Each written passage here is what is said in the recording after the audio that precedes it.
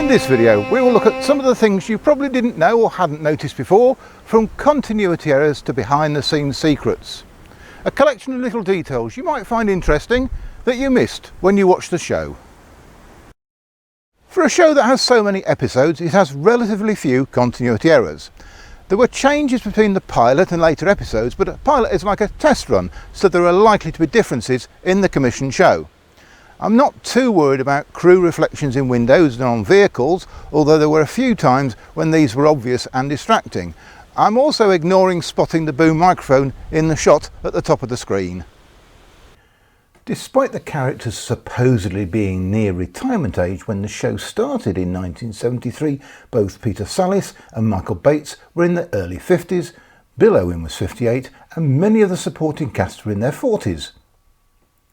When Peter Sallis went to London to talk about the pilot, he wore clothes that he felt suited the character. Trousers and a waistcoat from a suit, a cardigan, a light colour sports jacket. He didn't realise it might be misunderstood that this was an indication he had nothing better to wear and was desperate for work. He continued to wear his own jacket until it needed to be replaced, and cloth was woven to match the original for new jackets to be made.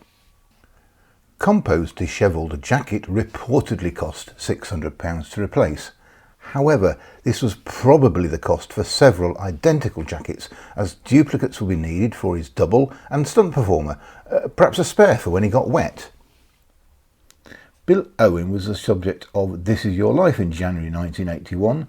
To preserve secrecy, the This Is Your Life team used code names for victims. The code name for Bill Owen was Wine. John Comer and Jane Freeman had both appeared in the 1972 BBC TV Play for Today production of The Fishing Party by Peter Turson. As they were not in any scenes together, they did not realise this connection until they were making Last of the Summer Wine. Although Ivy is a regular character throughout the whole run, and alongside her husband Sid for the first 7 series, the couple's surname is never mentioned. However, in the prequel First of the Summer Wine episode, The Just Doesn't Suit, Ivy is referred to as Ivy Bolton, so all we know is her maiden name. Some pint pots don't hold a pint. To allow the actors, especially Bill Owen, to drink a pint quickly, beer mugs with a central core were used so that they looked very much like normal glasses, but held less than a pint. Stunt performers were used for some action shots, but Bill Owen did lots of his own falls. Clever editing means that a stunt person can do the dangerous part, and then as they're about to get up or turn to camera, the actor can replace them when the camera cuts to a close-up. It is normal practice to have stand-ins for principal actors. These are people who don't necessarily look like the actors, but they are a similar height and build, and they wear the same costumes as the main actors. It can be a time and money saving practice. The stand-ins can be on set for the crew to set up lights and cameras, etc., while the actors are getting ready, learning lines or having a break. So even when the actors are not available, the rest of the crew can prepare for the next shot. Stand-ins are not usually seen on screen, but Summer Wine stand-ins did resemble the actors and were considered doubles. Tony Simon as Foggy, Robin Banks as Compo and Dennis Morn as Clegg were sometimes seen on screen in distance shots to save the older cast members exhausting themselves walking up a hill for just 30 seconds on screen. They also appeared in supporting roles, sometimes with a few lines. In a scene where the trio are walking from Compo's home to the Elephant and Castle pub, in one shot the pub is just out of sight behind them and they are walking away from it. Later, when we see them leave the pub, Compo goes to walk home in the wrong direction despite being able to see his home from the pub. In early series, Clegg has mismatched mugs, cups and saucers. He even looks a bit dishevelled sometimes, although not as bad as Compo. After moving home in series 12, he has matching crockery for the tea and biscuits. Overall, he seems to be a bit more affluent in later series. When Clegg has the accident on his bike, one of the onlookers says, "Nice one, Cyril." Some people think it's a mistake that the onlooker was using Cyril as Clegg's name instead of Norman, but it's a topical reference inspired by a 1972 television advertising campaign where the slogan was used to congratulate a baker named Cyril for baking a good loaf of Wonderloaf bread. The slogan was adopted by fans of Tottenham Hotspur Football Club, who chanted "Nice one, Cyril" to praise Tottenham player Cyril Knowles. This then inspired the song based on the slogan, written by Harold Spiro and Helen Clark. The trio are thrown off a bus while attempting to board with Clegg's bicycle. They try to board a later bus. It's the same vehicle but with a different driver and conductor, presumably to give the appearance that it's not the same vehicle.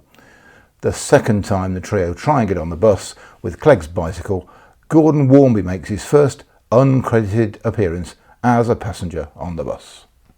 While hanging from a tree, Compo is seen to have a long scar on the left of his belly. It's never seen or referred to again. Compo's neighbour Gloria is emigrating to Australia. After this episode, we never see anybody at the property. The studio set of the unnamed pub interior in series 1 and 2 is used as the corridor outside room 14 of the Red Lion Hotel. It was probably a tight budget that meant the pub set is reused with just a door and wall obscuring the bar area. The real Red Lion Inn in Jackson Bridge was never used as a location. When Sid offers to pay for the trio's pies, Ivy reminds him that they're saving up for a mobile chip van. It's mentioned again in the Series 5 episode, Here We Go Again Into the Wild Blue Yonder, but the van is not seen until the December 1983 special, Getting Sam Home. While filming on the river wharf near Grassington, the trio's canoe capsized. Peter Sallis could not swim, and in his panic to get to dry land, he accidentally stood on Bill Owen, who was already in the water. When Clegg and Compo are waiting at the bus station for Foggy to arrive, a bus with the fleet number 7013 passes with Huddersfield and route number 14 on its displays. But soon after, the same bus returns with Homebridge and route number 11 displayed. Then when Foggy alights, the side indicator has changed to 14 again. Foggy's army duffel bags are both marked 141 92990 Corporal Dewhurst F. It seems the props people did not know his first initials are WC and Foggy is a nickname. At a time when TV sitcoms rarely left the studio, the show extended its location-based filming with a two-part story in Scarborough. In the episodes The Great Boarding House Bathroom Caper and Cheering Up Gordon. It's odd that they chose Scarborough over Blackpool or Cleethorpes, which are both frequently mentioned in the show. Compo has smartened himself up. He's wearing a green-grey striped blazer. In the Series 6 episode, One of the Last Few Places Unexplored by Man, Compo wears the blazer again, to impress Nora, but Clegg and Foggy do not seem to remember they'd seen it before. The blazer appears to be identical to those previously worn by Jim Dale and William Mervyn in the Carry On film Follow That Camel, and Kenneth Williams wears the same design blazer in Carry On Camping. Then in the House of Terror sketch, in the Morecambe and Wise show broadcast on BBC One on the 19th of September 1971, Ernie Wise wears a similar blazer but with different buttons. An identical blazer also appears in the Series 3 episode of Heidi High, The Payoff, worn by Simon Caddell's character Geoffrey Fairbrother, first broadcast on the 21st of November 1982. This episode contains one of the oddest occurrences that I've found in the entire 31 series of the show. The trio meet Sid and Ivy at the cafe to wait for Gordon to pick them up in the minibus. Compo is not wearing his wellies but white deck shoes. They joke about them, and just after Clegg says, "Look at those twinkle toes," a strange voice says, "Look, look." Hey, look at those twinkle toes. Look, it is trousers. I've asked TV production experts, and the consensus is that it's not any of the cast speaking, but an audience member who just happens to be sitting directly under one of the audience reaction microphones. Compo remarks on the landlady's stuff stored in the attic. This is Foggy's house, and the line was probably not revised after the sudden need to write Blaymeyer out of the scripts. Blaymeyer lived in rented digs, but Foggy inherited his home. The Rolls-Royce Silver Shadow used in this episode was also seen in the 1970 film My Lover, My Son, filmed at the MGM British Studios, in which Peter Sallis appeared as Sir Sidney Brent. This episode is the first time Compo shows off the contents of his matchbox. The librarian Miss Moody is the first person he shows it to, which causes her to scream. Later in the episode he shows it to Nora, who has a similar reaction. Foggy does not get to see, but asks what's inside. Compo whispers, to which Foggy responds, "Filth." He shows off his matchbox in a further 19 episodes. The last person to see inside is the hotel proprietor in the Millennium Special, Last Post and Pigeon. In exterior shots of the cafe in several episodes of Series 4, there's an opening time sign in the cafe window with unlikely times on it. It looks more like a chip shop opening times. Perhaps this was a relic from the original Chippy. It is revealed by Wally that Nora wears WX flannelette knickers. WX is a now obsolete term for the women's extra large size. When Clegg and Compo come into the cafe mimicking Cossacks, Compo is wearing braces under his shirt. He's used his washing line belt to make his shirt into a blouson. The braces might have just been for practical reasons rather than being braces that Compo would have worn. Compo probably has an insect in his matchbox as he feeds it the head of a flower in the cafe. It was never revealed what was or what was supposed to be in the matchbox. However, an extra who was one of the people he shows the matchbox to says she was told to act as if it was something like a spider and scream. The exterior of Foggy's friend Gwen in Wales is here in Huddersfield, and the lake that his wheelchair nearly rolled into is in Doncaster, not Wales. In this episode, we also learn that Compo has a ferret called Archie. Outside Lewis Bickerdike's there are various signs including "Beware of the dog."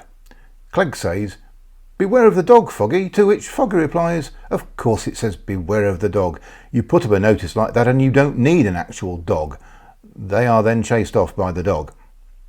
Roy Clark used a similar scenario in Open All Hours in the Series 1 episode called "Beware of the Dog," first broadcast on the 12th of March 1976. Near the end of the episode, the trio board a bus with the carrot clearly on a road with a slight incline, but interior shots show the bus is in Holmfirth bus station outside the post office. This is the first Christmas-themed episode, although it's set in the middle of summer. There is some confusion as to whether this episode was originally intended to be a Christmas special or not, as it was broadcast in the usual place within a series, but also happened to be within the Christmas and New Year holiday period. In the first two series, all three of the trio smokes. Clegg does not smoke from Series 3, and in the Christmas 1978 special Small Tune on a Penny Wassail, he says he has given up. When it was repeated on the 18th of December 1980, this episode was the most viewed programme of the week. All 1980 repeats of Series 4 were in the top 10 weekly most watched programmes.